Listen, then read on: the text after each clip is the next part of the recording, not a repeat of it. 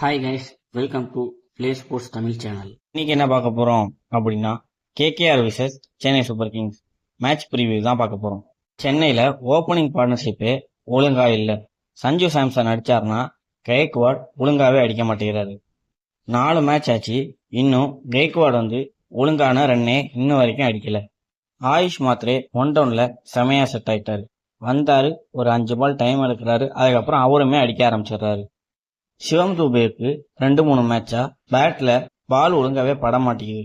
அவரும் அடிக்க தான் பாக்குறாரு, ஆனா பாலு கிரவுண்ட்லயே தான் விழுவுது, 6க்கு போக மாட்டேங்குது.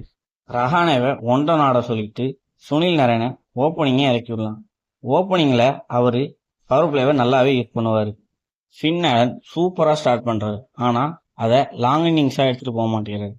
லாங் இன்னிங்ஸா எடுத்துட்டு போனா இன்னும் கொஞ்சம் நல்லா இருக்கும். வருண் சக்கரவர்த்தி போன 3 மேட்சை கம்பேர் பண்றதோட போன மேட்ச் நல்லாவே போட்டாரு. தோனி திருப்பி பிராக்டிஸ் பண்ண ஆரம்பிச்சிட்டாரு. ஆனா இன்னைக்கு விளையாடுவாரா அப்படின்னு கேட்டா இன்னைக்கு விளையாட மாட்டாரு. எப்பதான் தோனி கம்பேக் கொடுப்பாரு அப்படின்னு பார்த்தா எஸ்ஆர்எச் மேட்சோட தான் ஆடுவாரு அப்படின்னு மேனேஜ்மெண்ட்ல சொல்லியிருக்காங்க. அதுவுமே கன்ஃபார்ம் இல்ல அப்படின்னு தான் சொல்லியிருக்காங்க. அவர் ஃபுல்லா ரெக்கவர் ஆனதுக்கு அப்புறம் தான் விளையாட வைக்க போறோம் அப்படின்னு சொல்லியிருக்காங்க.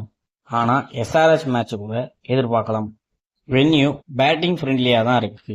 ஃபர்ஸ்ட் பேட்டிங் ஆவரேஜ் 180லேருந்து 200க்குள்ள தான் இருக்கு.